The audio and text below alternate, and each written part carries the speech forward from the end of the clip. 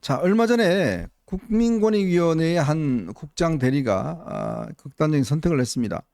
근데 이분이 이제 그동안 명품백 사건, 그다음에 이제 이재명 대표 헬기 이송 사건 이거를 담당했던 분이에요. 네.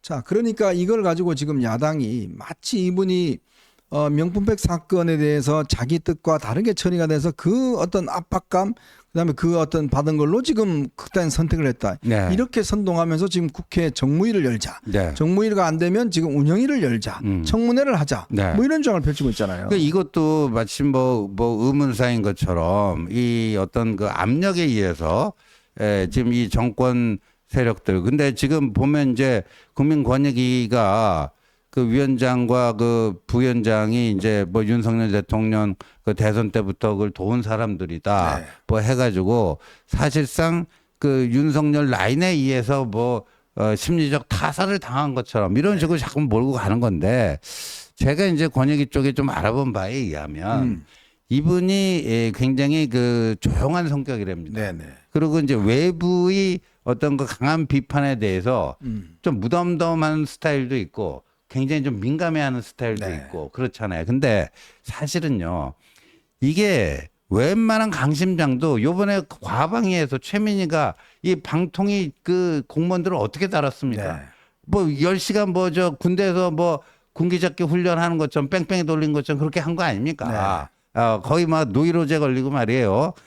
심장이 벌렁벌렁하고 그러니까 이제 이분도 이제 그런 거를 이제 겪었다라는 거고 근데 이분이 지금 뭐 야당에서 주장하는 것처럼 이 조사 과정에서 또 그 결론을 도출해가는 과정에서 지금 그때 이제 정승윤 부위원장이 그 발표한 거 있잖아요. 네. 명품백 사건. 근데 권익위는요, 여러분 법적인 판단을 내리는 것이지 도덕적 판단을 내리는 것이 아닙니다. 그렇죠. 그때 또 좀 뭐 14명 저거 다 위원회 소집해서 다 그렇게 결정했잖아요. 그리고 권익위라는데 행정기관이 행정조사를 통해서 부패 행위 등등에 대해서 법에 따른 처분을 내린 거죠.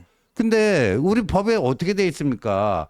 그 처벌 조항이 없어요. 없죠. 예. 그 김건희 여사 명품백에 보면 처벌 조항 자체가 없다 보니까 그게 이제 검찰로 따지면은 이제 불기소 그 처리를 한 거예요. 네.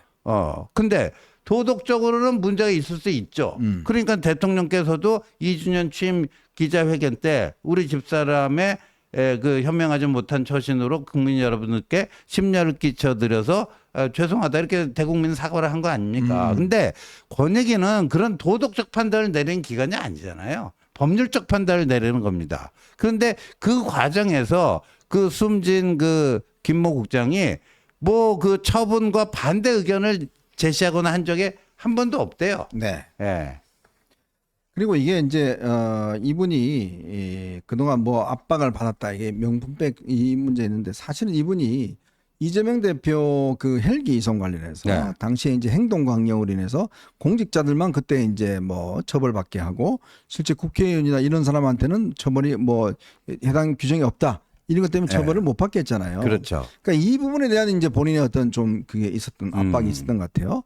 그또 국회에 나가서 전현희가 전직 위원장이잖아요. 그렇죠. 전현희가 또 이렇게 막 이 공격한 데 대해서 굉장히 아마 좀 심적인 고통이 컸다고 그래요. 네. 뭐 그런 등등의 이제 이유가 있었던 것이지 이게 뭐 지금 저쪽에 주장한 것처럼 뭐 명품백 문제 압박 때문에 그랬다? 이거는 전혀 지금 사실 아니고 거기에다가 지금 막 청문회 하자라고 이제 또 공세를 벌이는 거 아니겠습니까? 그렇죠. 근데 여러분 생각해 보십시오. 이재명 대표는 수사 중에서 몇 분이 돌아가셨습니까? 5분이나 돌아가셨잖아요. 네? 예.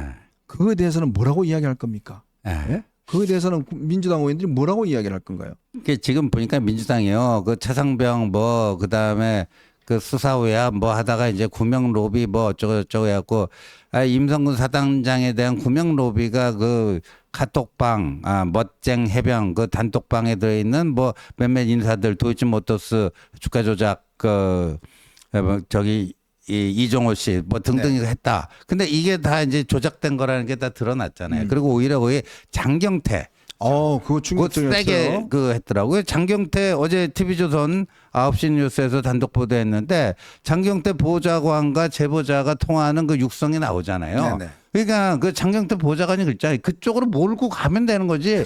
팩트가 뭐고 이런 건 관계없다. 김건희 그냥 쪽으로 몰자. 김건희 여사 쪽으로만 보면 그게 휘발성이 있어갖고 다 그쪽으로 다 앵글이 잡힐 수밖에 없으니까 네. 팩트가 뭐고 그런 건 신경 안 써도 된다. 그런 집단이에요. 그게 실체인 것 같아요. 예, 그리고 이제 바로 그쪽에서 자기들이 그 어떻게 보면 탄핵 사기 게이트라고 네. 하는 그걸 했기 때문에 오히려 이거를 이제 새로운 공격 소재를 사방갖고 키우려고 하는 거예요. 권익위 간부 그 안타까운 사망 사건을요. 아까 여러분들 후쿠시마 저희들 이야기했지 않습니까? 저들은요 프로입니다. 프로. 네. 이런 문제를 정말 이게 뒤집어서 공격하는 데는 프로 선수들이에요. 네. 지금 이 문제도 마찬가지입니다. 지금 하나 딱 건수 잡으면 또 이거 특검하자 그러고 가요. 그렇죠. 이런 방식으로 계속적으로 공격을 할 겁니다. 거기에 좀 떳떳하게 당당하게 하여튼 대응을 해야 되겠다. 이런 말씀을 드리겠습니다.